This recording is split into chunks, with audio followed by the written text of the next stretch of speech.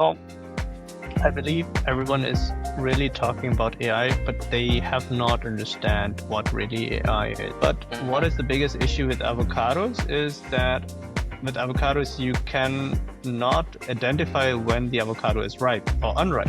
You have to cut them open, and then you can check whether it's brown or it is still fresh. A banana can be green, but inside it could be black. Or a banana could be black outside, but inside it could be green. If you're enjoying the content, go ahead and click the like button because we like to know that the content brings value to you.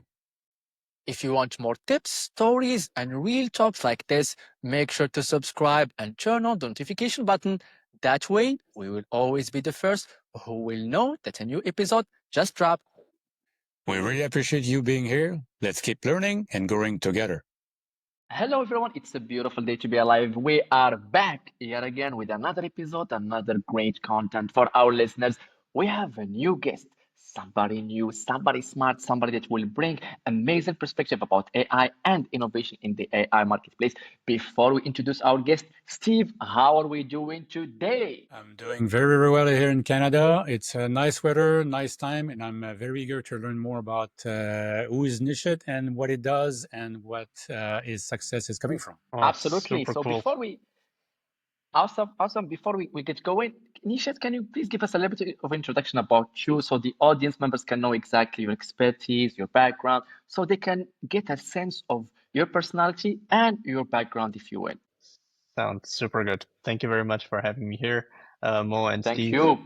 Looking really forward to the amazing conversation here. My name is Nishit. I am from Germany, grew up in Germany, close to Frankfurt, and I have been in the AI space for quite a long time, actually. It started already in 2015 during my bachelor studies. Wow. So 10 years ago. And I believe I met Mo the first time in Copenhagen when we were both actually doing our studies, and we already knew that we will connect, and we are very passionate about AI.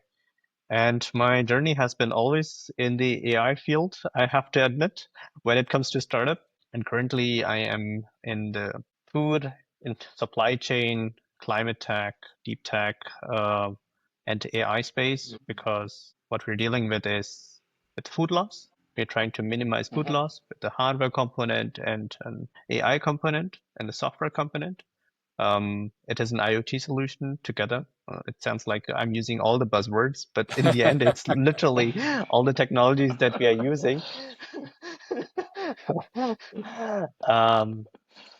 We connect smart sensors to a cloud application, put them in storage facilities, and in the storage facilities where you store a lot of food, and there are reasons why food goes bad, such as the temperature or humidity is not right, or there's mold formation and there's some sort of ripple down effect. You can imagine if something like an apple or berries are moldy, then it will affect also other apples and berries. Maybe you purchase raspberries in a grocery store, and one raspberry is maybe moldy, then other raspberries get moldy a couple of days. And just imagine in larger storage facilities. And what we came up with is a solution, this combo, that we can identify spoilage by analyzing the environment. There comes the machine learning, the AI part, that we have built a classification model and a prediction model that we can predict how long the food is going to last if the environment stays stable. And we're doing this since 2023. We started in Germany, in Berlin, and now we're slowly getting more global with our company. That's Wow. cool. Very, very good, I would say, sustainable goals into that, Nishit. So you're touching a lot of sensitive and very important points of these days. And as you said, you have all the acronyms that are sexy these days, but also the sustainable goals that are attached to your venture. So where are you in terms of this stage of the company? You think, because sometimes with startups, we all believe we can be startups forever and or we don't want to be. So can you tell us the story and where you are right now in terms of business, please? Yeah, the story is a little bit unique. I can tell you a little bit more background information, how Yes, it sure. Go ahead. started with, in general, with SkoneLabs. This is the name of the company. And I am not coming from the food industry at all. So my background is more in the business side and a little bit on the tech side. And I have, along with my co-founder, a common friend who owns two restaurants in in France. So he has a sushi restaurant. And imagine what is the most important aspect in sushi. It is salmon and avocados, because it makes a sushi more attractive, more a premium product. But what is the biggest issue with avocados is that with avocados, you can not identify when the avocado is ripe or unripe. You have to cut them open, and then you can check whether it's brown or it is still fresh. You can maybe touch it or smell it, but really, as a human being, you cannot check 30 tons of avocados. And the visual clues are not really helping in the end, because the boxes are stacked upon each other. And we were just brainstorming, how do we solve this issue with avocados? If in a restaurant you're losing that many avocados because you cannot identify when the avocado is ripe or not ripe, can we maybe do it with an intelligent nose? And this was in the entire concept of our SkoneLabs. And we started digging a little bit deeper into grocery store chains and supply chain and logistics, and we figured out, hey, the food loss is so high, and in the end, the margins are single digit. Even if you improve by 1%, the margin, they're super, super happy. And we had literally only a concept in 2023 and a piece of paper. And we were going to food banks. We were going to every grocery store. We were going to everything that has a storage facility. So we had the hypotheses that restaurants needed. We had the hypotheses that warehouse needed, because every entity has at least 10 or 15 square meters big of storage facility. And they are storing multiple things. So then we had the hypothesis, how long are they storing? Are they storing the vegetables, fruits for a longer time of period, or are they rotating it quite fast? Because if they're rotating quite fast, then it is not anymore related to the environmental conditions. Then it is more related to the manual work. And manual work we cannot, of course, fix. This is some operational issues. Then it became quite clear restaurants might be not really our target audience. It must be somewhere downstream. But then the question is, who faces the pain, or where the pain is the most clear and most evident? And we realized that grocery stores generally face it the most, but can they actually do something? Because if the apple is already damaged at the farmer's level, but it is not visible, but it gets visible down the food supply chain, grocery store can only hope that they will identify early on and do not accept the batches from the farmers. So our solution just docks in between the farmers and between the grocery stores, because this is literally the storage facility where it stays for the longest time of period. And we can identify and give the transparency to both entities, what kind of produce you're having and what kind of produce you're going to buy. That's cool, because you've done your homework. You look at the business and business case, and I'm interested to learn more about it, because you have found the right spot within the supply chain. Yeah. But sometimes maybe the farmers doesn't want you to be there, and even if the other ones want you to be there, so who's going to pay for that, and who's going to benefit? Who's benefiting from your technology and your ideas? You're absolutely right. It is quite a traditional market. And when you do not have trust, you have to build trust. And how do you build trust in such a competitive, or not competitive, I would say, in such a market that they do not know you as a player? You're coming as a business and a tech guy and want to completely disrupt this entire industry. I don't think that they're going to like it, because there No. are there are people who have been in this business for multiple generations. I've done that for 25 years. Why I would change? And it worked this way, and they don't look for new ways of doing things. So yes, I totally get it. And also, LinkedIn messages and emails and phone calls are not going to work. I can promise you that. Yeah. You need to have a bird. You need to have a bird with some message and his leg. Exactly. So the only thing is that you have to walk into the facility and or meet those people in person in some sort of fairs, and then you have to literally demonstrate the product. They have to touch and feel it, and after they have touched and feel it, and you have done a lot of talking, and you give them at least for free in the beginning, so they can test it themselves. They can see whether it is really adding the value, because if it's not adding a value, we are building the wrong product. And this is exactly what we did in the beginning. So we created our first demo and prototype. We said, just take it, install it in your storage facility, and compare it what you're doing currently. If you see a benefit, then it's good. If you do not see a benefit, remove it. And every time we install this sensor in the storage facility, it is still running. So I can tell once a device or once a cloud solution is installed and incorporated in the ecosystem, and you have done the behavioral training, then they're never going to remove it because it's such a sticky product. This is not like an SaaS-based AI tool that generates some sort of leads that you go there and then you have a high churn rate. No, the churn rate is not given. The most difficult aspect is to get into this market. But once you are in the market, you will stay there forever. And how's the detection works exactly? Because you mentioned that everything was stacked one above the other, and you say if you have something like on a carpet and you're looking at every avocado one by one, but that's not part of the actual chain. So how do you do it, if I may ask? Pretty valid. So we have to actually cut our solution into multiple steps.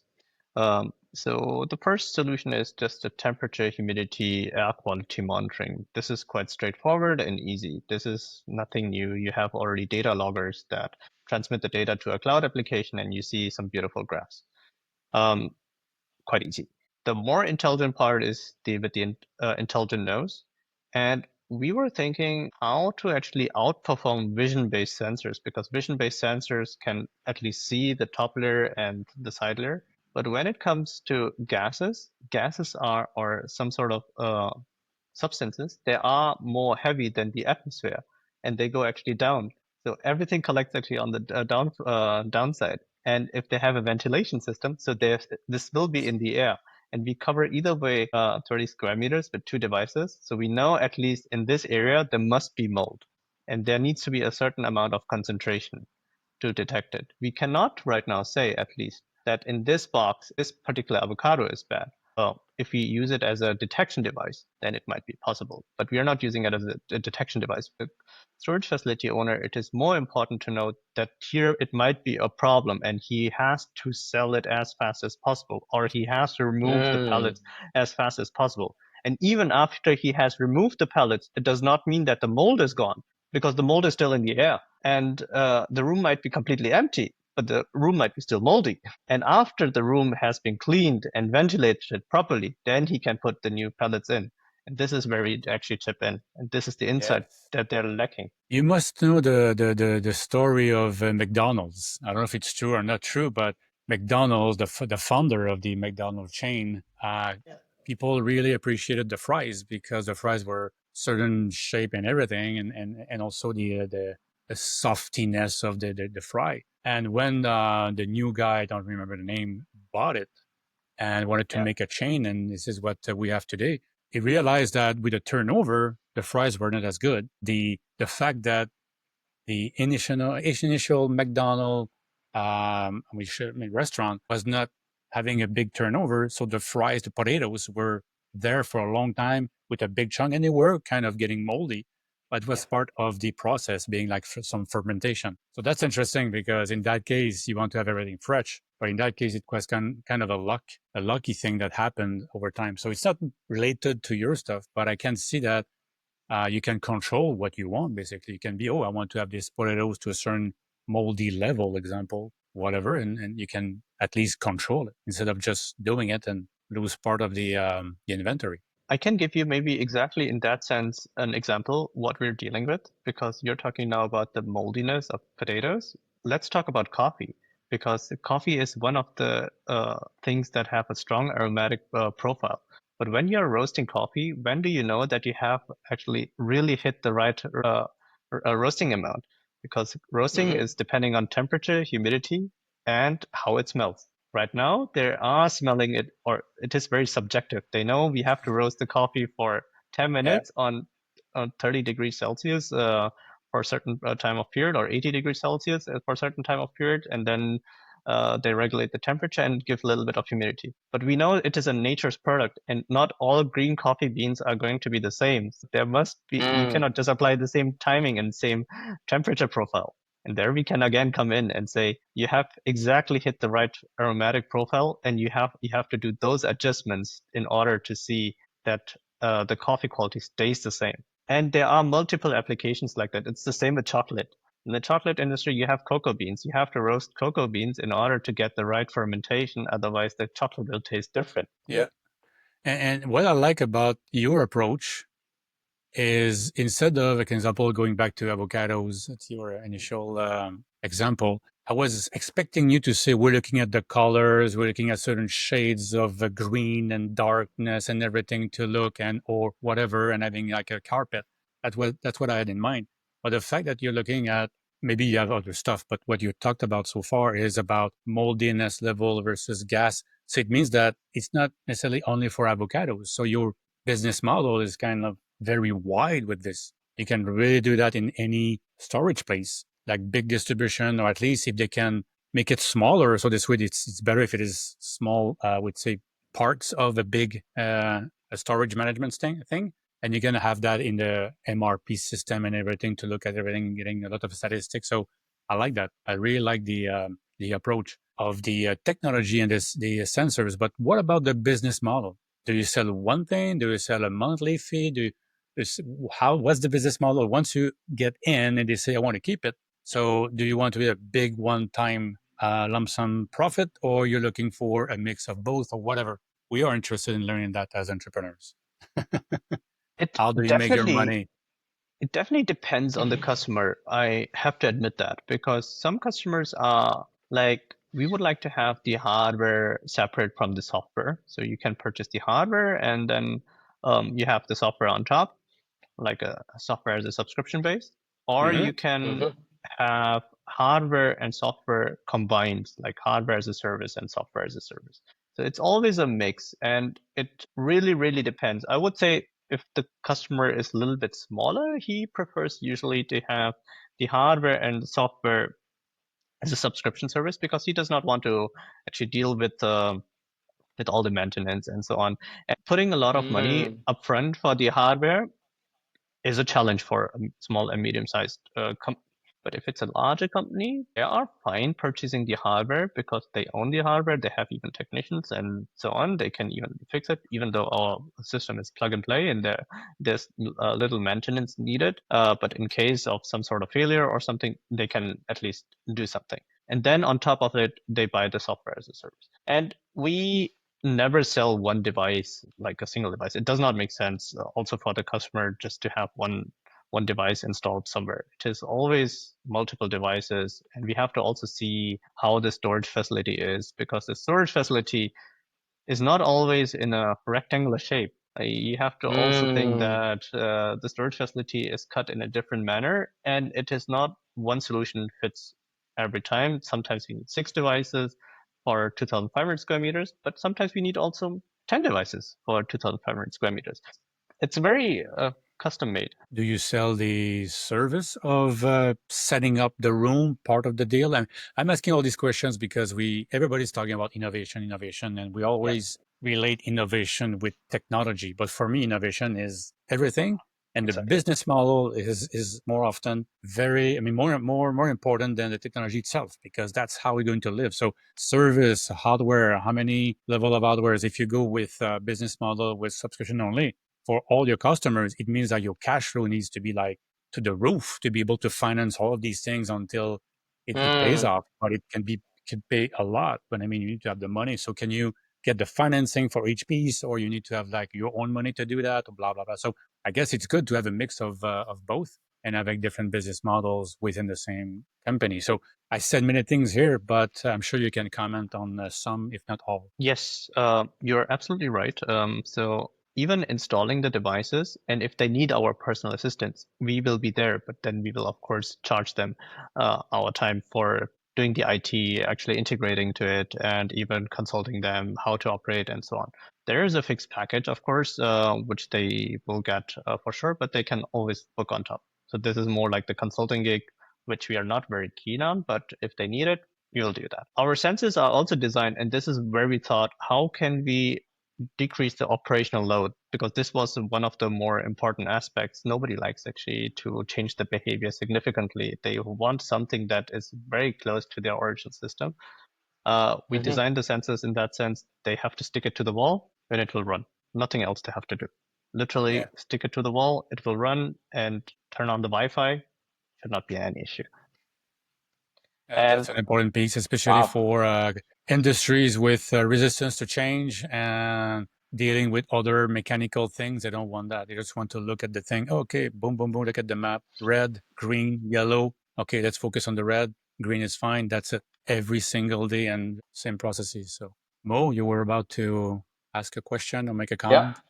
Absolutely. I wanted to go a little bit technical, if you will, into the AI tools that were used by the company currently. Just for our audience members out there, what are some of the inputs and outputs of these AI models? So what is the data that you're taking, and what is the output that each one of these models is providing in order to give perhaps the business or even your team some insights of how these things are working? Very good question in that sense. And this is also where we are differentiating ourselves from the others. So right now, as I mentioned, usually what you see are some beautiful graphs, like the data logged, like temperature and humidity and air quality data logged, and you do not see any sort of prediction or AI model. What we take in is exactly this kind of data: temperature, humidity, gas, air quality, CO2. You just name all those sensory data and propagate it through our machine learning algorithm. And the first algorithm that you can build is super easy. You can predict the temperature, air quality, or humidity, how it is going to evolve in a couple of days, taking the historical data. And usually we see the patterns. If you look at the graphs, then you will see the patterns, how the data or how the facility was performing in the last week. Usually the pattern stays the same. And this should not be the case, actually. It should be the case that the pattern gets better. We should say at least that if you do this and this, then the pattern will actually smoothen out. So the air quality should increase, or the temperature should not fluctuate too much, or the humidity should not fluctuate too much. Because in the end, we want something stable. If we see a lot of fluctuation, the facility is not good, for instance. There we come again to the second algorithm at the same time. It's about anomaly detection. When we have anomalies, and this is an unsupervised machine learning algorithm, as soon there are some out of the blue peaks, having a peak is not the problem, but having out of the blue a peak, this is a problem. And why do we have out of the blue a peak? I can guarantee you most of our customers do not look at the dashboard, but what they care most if they get a notification on their phone. And it is also a question how many times you're sending the notification. You cannot send them the notification every hour. How many times do you bother them with something? You don't want to sell them an alarm when there is nothing because they won't like you. Yeah. They won't like the Exactly. device. It is like if you running outside and screaming fire all the time and there is no fire, at first they will react. After a while, they will not Yeah. react. So we have to check with the sentiment of the customer as well. How many times can we do that, and how much or how we have to customize and make the dashboard like appealing enough that they will check at least once a week. This should be good enough to get an overview how the storage facility is performing. And usually the storage facility, there are multiple players who are checking the dashboards. Usually it is the quality manager because he is responsible what is inside the storage facility. And he has to report also to the authorities that he is maintaining a proper climate for the food or for the things that he is storing, because the cold chain cannot be interrupted. Now, coming back again to the question, the technical question that you asked regarding what other algorithms that we have implemented and what kind of data we are looking at. It's again the historical data of the graphs. It is called also time series analysis or time series prediction, that we are using also pattern recognition, because if we see the pattern again and again and it is not dangerous, then it is fine. Then we should not also call it an anomaly. But if the pattern deviates significantly, hey, there must be some sort of improvement or not an improvement. And there we can also classify whether the health of the storage facility is good or bad. For the intelligent nodes, this is also the interesting aspect. We are using two type of algorithm. One is a classification algorithm where we take gas data, as already mentioned. There are multiple gases, and based on this gas data, we trained the data. So we had experts who were classifying and labeling the data of what is a good avocado, what is a bad avocado, according to their opinion. And based on that, we trained the algorithm and said, this is a good avocado, this is a bad avocado. So quite easy. So saying this is good or bad, or sausage or no sausage, or as you say, red and blue, there are multiple ways in the computer science to determine this. The other one is the time series analysis. There we had to see the different stages of a product. For instance, of a banana. A banana is green, yellow, and black. And as Steve, you mentioned beforehand, a banana can be green, but inside it could be black. Or a banana could be black outside, but inside it could be green because it has maybe cold damage. And if it has a cold damage, the skin turns completely black, but inside it's still raw and green. And we needed an expert who could classify this data. And then when we have a time series data, then we can also predict how the banana is going to evolve. It does apply only for a specific category of bananas. Let's say if you get bananas, usually the Chiquita bananas, then it's fine. But if you have smaller bananas, they have a little bit different kind of lifetime, or they have a complete different kind of evolvement. You have to also think comparing apples with pears, because pears develop a little bit different than apples. And it's the same It's among interesting to have bananas. an analogy with fruits when you're talking about fruits. You're an expert in fruits and veggies now, Nishit. Yes, I out of the blue became an expert in You have fruits and like veggies. 1 or 2 masters, but you have nothing in education for fruits and veggies.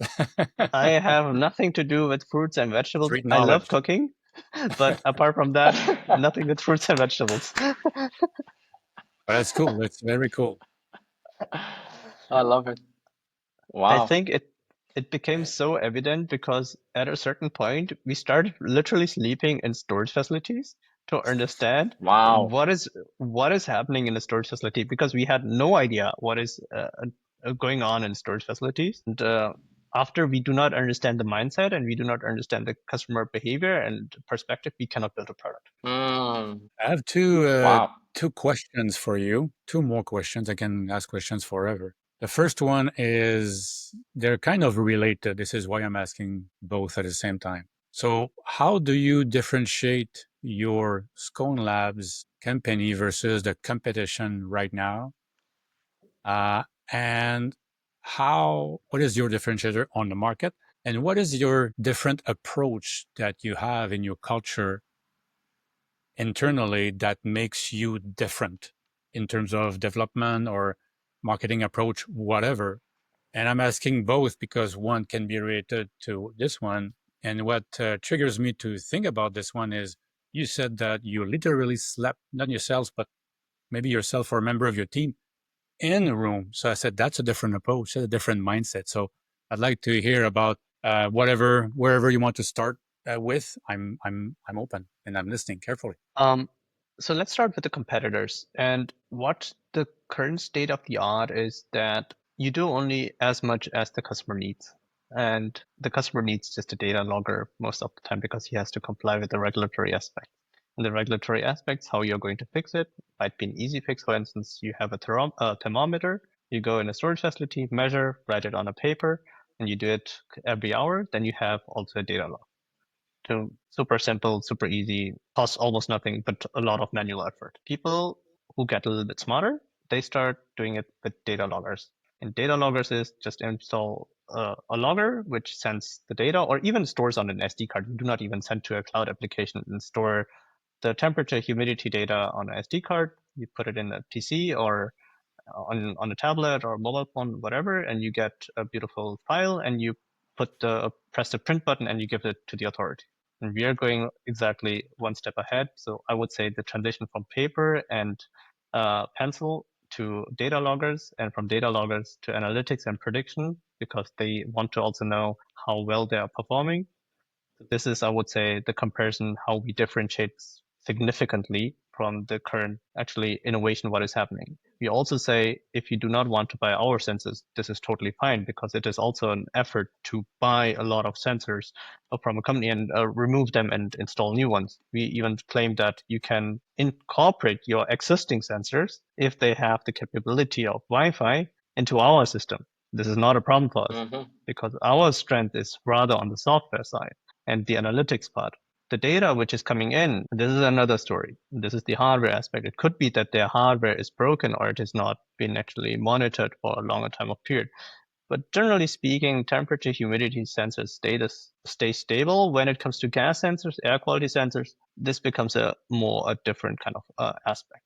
And coming to your second question, how do we differentiate in terms of mindset of our company? What is really our DNA? And the most companies that we saw are coming from food related background. They're coming more from, they had already this expertise, what is happening in storage facilities. But I would rather say they were a little bit lacking the expertise on the technical side. What is really possible with current methods? And we are doing exactly the opposite thing. We are coming more from the business and tech side, and we know what is out there in the world, and can we really combine it with the market? And therefore, it was for us needed to understand the market in depth and go in the storage facility and have a more stronger personal relationship and closer relationship to the customer base. And I would say this makes us also unique, that we were really seeking already on getting very close and building the trust, whereas the other competitors, I would say, had some sort of trust, but it was due to the generation. But are they doing something to maintain this trust? I'm not entirely sure about. Well, at Wow, least not the way interesting. that you're seeing for the future. I mean, you get the trust. Oh, I'm trusting him that, or trusting her that he's going to serve me with the best product. But what is the best product if you, as a startup, a newcomer, can bring new stuff out there going to talk about it? So, but I'd like to go back to one thing. Mo, do you have a question, or well, I'm good? Absolutely. Maybe related to the business aspect as well, Steve. It's related to scalability. I would love to know what are some variables that are currently hindering your company from scaling to perhaps the level that you want it to be. Is there something that is stopping you, slowing you down, or you see a clear vision to go to the next level? I think if you're talking from a startup perspective, then I would say Mm-hmm. we are not like I would say those very popular Lovable or some sort of old AI or builder AI that skyrocket within, or Curse AI within 6 to 7 months to 80 million. Mm-hmm. They have their own dynamics and they have their own, of course, positive aspects. They can skyrocket fast, but the churn rate might be actually super high. So if you you have an idea, you build an app, you're satisfied, then you might not use Lovable after a while, or some sort of builder AI. Whereas the using or actually or using Lovable or Builder AI or Cursor AI, the barrier to log in and start working is quite low. Whereas for us, Mm. we need just time to build relationship. We need just time. The sales cycle is just longer, and this is just given in enterprise sales. But the beauty Mm-hmm. is that once the customer is converted, the customer stays, and we do not have the churn rate. And here again, coming back to your question, um, we will not have this extremely hockey stick like growth and then maybe actually fall down. But we are progressing slowly and building actually something meaningful. But our things actually still stay for a longer time of period. This business can last for 10, 20, or even 30 years. This is not an issue at all. With DevTools, I'm not entirely sure, because if there's a new technology, you still need to innovate. For us, it is once installed, it will stay forever, but the scaling aspect is slow. And that Moat was a great question and a great answer as well. The way, if I may just mention a comment, I mean, you have to take care of this vertical integration, installation, consulting, software on the cloud on top, plus marketing and everything. So you are doing everything. But over time, if you build the brand, if you keep the cloud, you can have like multiple installers and devices that are compatible with your hub, whatever you connect to. And after that, from the hub to the software to the brand, this is where you control everything. And those players, unfortunately, they are just like doers.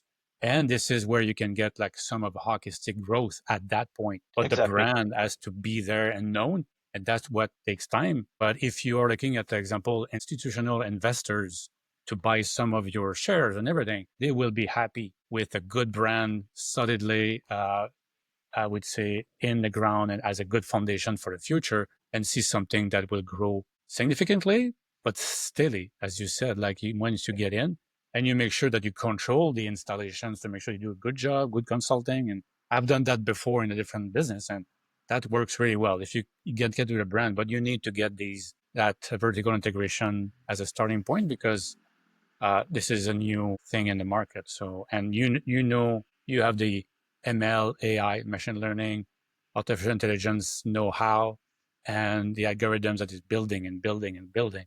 You can build it as an AI brand in your market, in this market, and you can copy paste in other markets later, I guess. But that sounds like very interesting for the future, Nishit. Definitely. And you actually got perfectly to the point. This is exactly what we are trying to do, establishing, let's say, a benchmark that if it comes to the monitoring, quality monitoring, I'm not talking about food loss in general, but about really quality monitoring. You actually reduce a food loss at a certain point of view, then you start not losing that much, but then you actually start talking about quality, that you start maintaining the quality.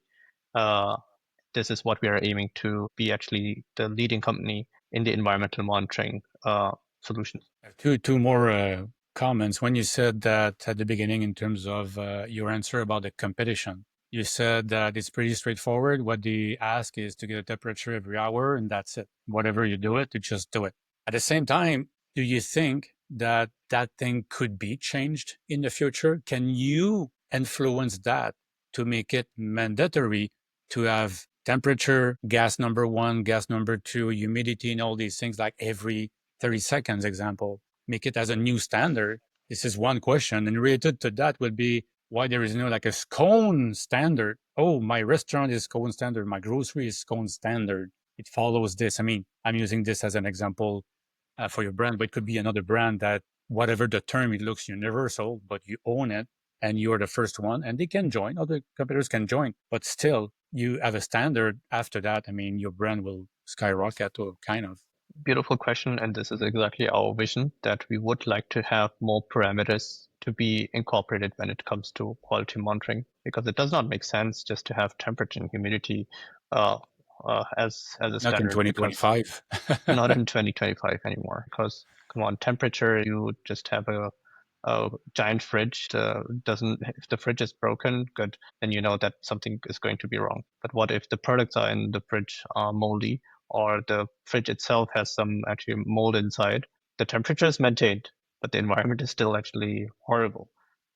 It does not give any insight about the quality of the product if you maintain the temperature and humidity. So we need more transparency towards what is really stored inside a bigger storage facility. So this is quite important. And you're absolutely right. How can we really change the mindset of the people? And usually it is through the monetary aspects. If you see a benefit, which we also show it through our companies, that you reduce significantly, that you reduce your food loss significantly, and you can thereby save money, then they're of course quite happy. And we also asked the question, what is the biggest cost drivers for them in the end when it comes to a larger storage facility? So the first one is of course electricity, because you have to cool a big storage facility. If it's hot, then you have a lot of power consumption. Can we regulate that? Maybe to a certain degree, but not entirely sure about that. But what we can definitely reduce is the personnel cost, because more doing this operational checking every time the food, whether they're in a good shape or not, you do not have to do that with our solution, because you're getting 24/7 the report in which conditions they are. If the condition changes, then you will get a notification. Whether you want to remove or take an action, this is in the end not in our hands. This is in the end the customer can decide. We can maybe trigger other systems such as the ventilation system, because it's an IoT system. We can maybe trigger the cooling system. Maybe we can trigger even the CO2 absorber. But removing the pellet physically, we are not there yet, at least. Yeah, I'm saying like for a Interesting. bigger facility, you can also tell them the warmer spots and the colder spots. So basically, you can have sensors, and the sensor typical system will do an average of all the sensors and make it on or off to keep it simple. But you can have certain things. Okay, it's warmer there. Perhaps we need to change the way it's shaped, and or the vents can be done differently. Whatever the setup. But also, what I'm thinking, if I'm making a link with, example, a Tesla factory or an Amazon warehouse, having robots moving stuff in certain locations and preparing the stuff based on, example, you have a big facility where I mean, this is not your business, but they can use your data, your information to make it happen, or having a partner that can work with you in the future where based on what's going on, yes, they should remove the mold and everything, make sure that if something drops, they have a protocol to clean everything up to make sure it's always clean. Yes. But if for whatever reason those things are more ripe than others, they are readier, they shouldn't be at the back of the facility. They can be brought up just automatically, like in a few hours at the front or in a few days, depending on the speed of the ripeness. So this way they can be ready to get into the truck and be driven to the grocery store. I completely agree. To make everything autonomous, this would be, of course, the beauty in the end, like a car manufacturing facility, like a gigafactory, what Tesla or most of the big companies are doing. I believe it just takes a little bit more time. Usually the technology is there, but it is also about the behavioral aspect, whether the industry is willing to adopt. Yeah. And here I can at least see some sort of changes in the large companies such as, I would say, the Lidl's, Kaufland's, or Tesco or Walmart's. They have already some sort of innovation implemented. But what about the smaller, medium-sized, and even the farmer level? I would say here there's a lot to improve still. And what I'd see that that can be done is I've seen that during many years with the big players. Like example, NVIDIA is doing well. The CEO is out there talking about his vision and where it's going to be. And I've heard that from Cisco at when John Chambers was there in the tech boom in 25 years ago. And they're telling what's going to happen, but they are influencing what's going to happen when they say that because they are big. I think that for you, you can do that. You can build your brand based on your vision of the future. And by doing that, you are a thought leader in your industry, IML within that field. That brings your brand up and that influences the other people to talk to you and come up with ideas like new startups, that will move the things faster forward, and you can joint venture with them if it makes sense to make it happen and offer bigger solutions.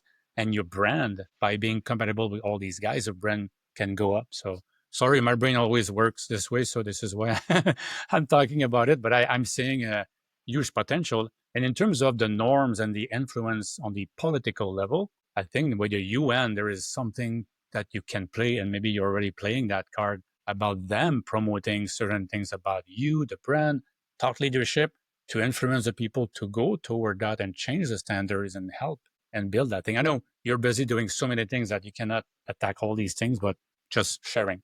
You're absolutely right, because all the points that you have mentioned, actually, we becoming the platform and people building on top of our platform, this would be, of course, a beauty. This is at the end. That's the book here, Nishit. Platform Yes. Revolution. You need to buy that. You need to read it like 3 times. Okay, Go done. for it. Yeah. Done deal. We'll see the link down below, Mo. No affiliation at all. Platform like a double-sided market. You Yeah. build the table, people are jumping in, but you need to stimulate that. But with a brand, with thought Yeah. leadership, with awareness, with UN, with support, with people will join, and eventually that thing was going to work out like boom. That's going to be crazy.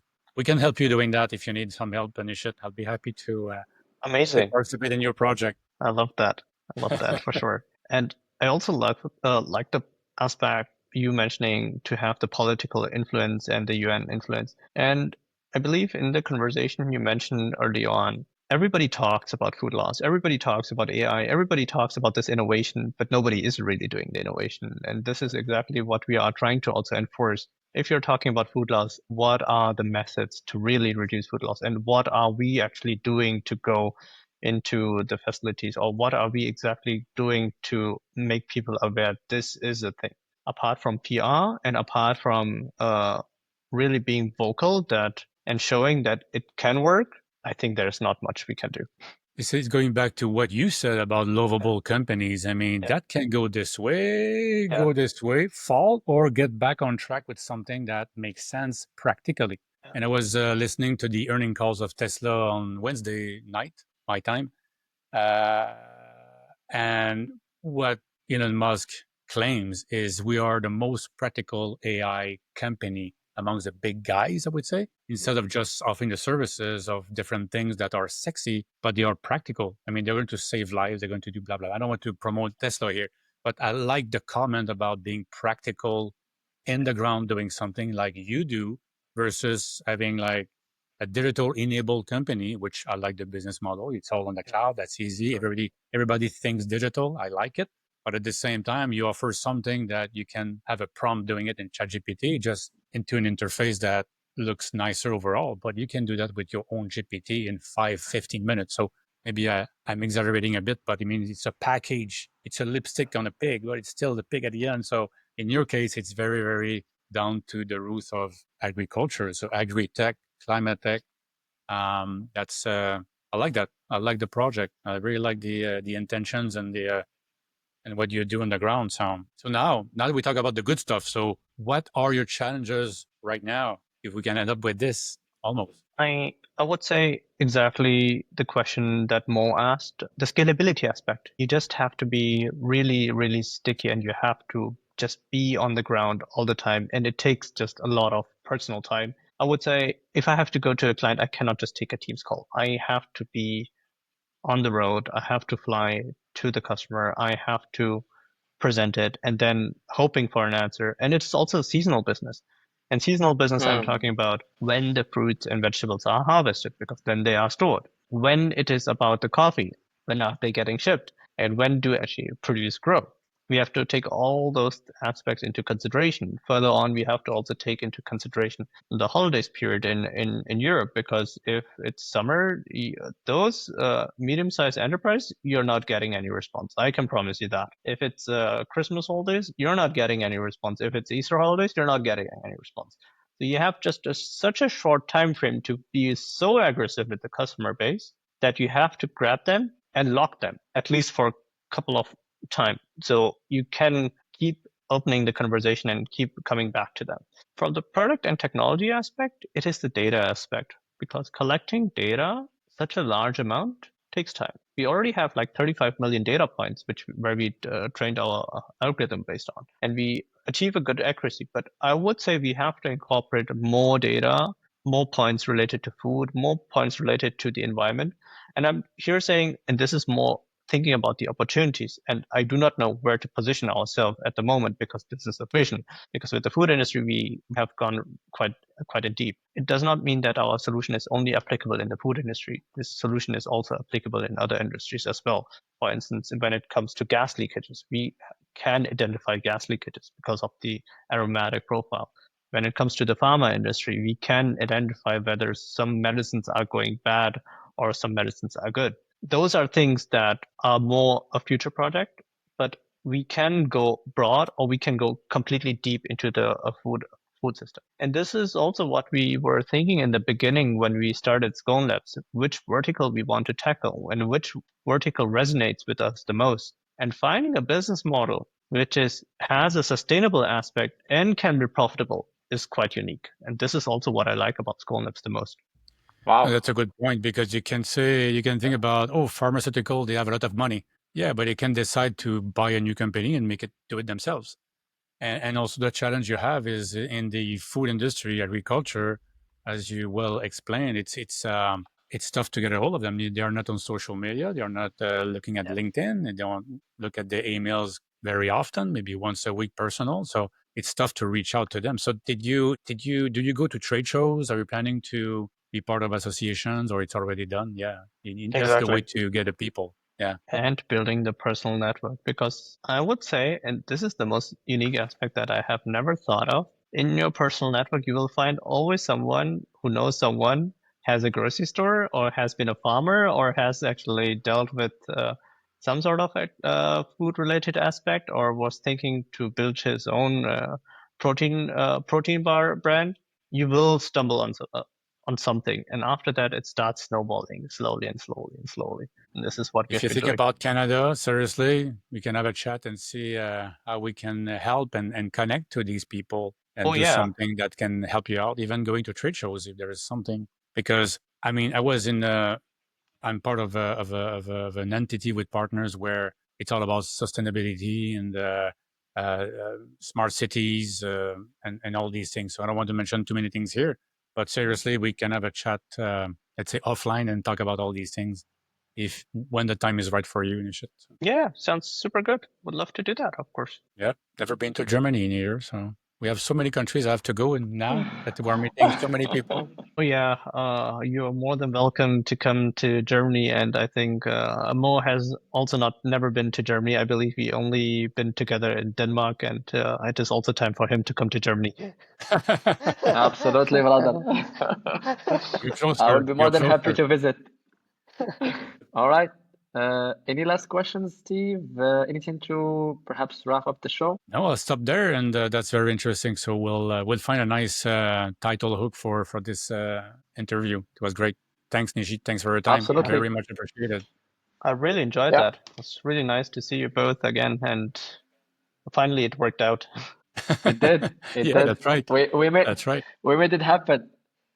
Perhaps Yes. maybe just on a positive note, maybe we can end up on this positive note. Nishit, I know that you are perhaps an AI mind individual. You have always been looking at the future during our conversations. We spoke a little bit about AI. We spoke about a little bit about the future. So many people are currently talking about how they can integrate AI in their businesses. As an entrepreneur, as an AI expert, somebody who knows the code, knows the technical aspect, who knows exactly how these algorithms work and these models work, how do you see the future of AI as an entrepreneur? So I believe everyone is really talking about AI, but they have not understand what really AI is. And this is the first step. They have to, not every software engineer knows what AI is. When the term pops up, AI, then the first thing that pops up is now ChatGPT or some sort of Mistral AI. But AI is far more than that, than just large language models. AI can do a lot of things, and the capacity, or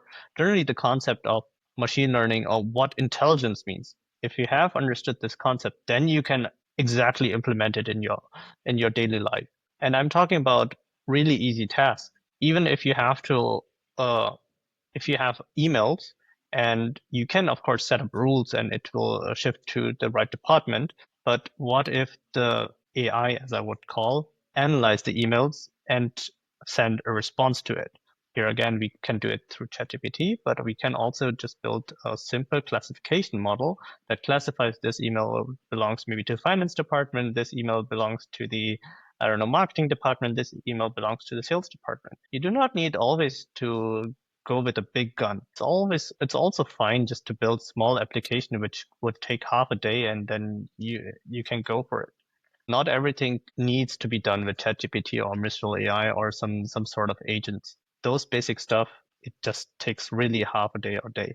And there I would really say intelligence is the part of learning something new. And this is what you're trying to do actually, uh, uh, with the entire concept of data science, machine learning, unsupervised and supervised machine learning. Those are terms which are for me familiar, but I'm pretty sure as soon as I come to a new person and telling him what is a supervised machine learning or unsupervised machine learning, he will have a difficult time. If I come with AI, he will at least know what is going on. But class or understanding that learning for in our entire life has never been different than unsupervised or supervised learning. Supervised learning just means that you get a lot of sums and you learn through the sums, and then you can execute those sums. And unsupervised learning just means that you are given a problem and you try to cluster those problems. And this is how we solve in daily life our tasks. And if you feel like a task that is so repetitive and it barely needs some sort of intelligence, throw AI on it and it will work out. Absolutely. Woo! I love your answer, brother. This is I think amazing. This is amazing. what I get from this initiative is, I mean, you can have small actions, but multiple small actions. You have like small experts Yeah, in all the things. And this way, overall, you compound everything and you have like something very effective and efficient in the exactly. right way. So to be up again, instead of having like one tool that does everything. When we talk about ChatGPT and I tell my friends, oh, he told me that, he told me this. Yes, but did you tell it where to focus on and what to do? Like when I'm asking like some health questions, I'm saying, did you refer to my specialists because I named like 4 guys that I trust a lot. And it always relates to these 4 guys or even like some related people I didn't mention, but it stays within that realm. So I know that is trustable. If I'm not sure, tell me the sources. I'm going to double check the sources. So what I'm worried about is people asking like broadly and believing right away what it is. So different topic where I'm just diverging a bit from your like small experts who are so convenient, knows exactly what to do, where to go. So this way doesn't hallucinate. Those things are very important. I think we should do like a podcast just on that.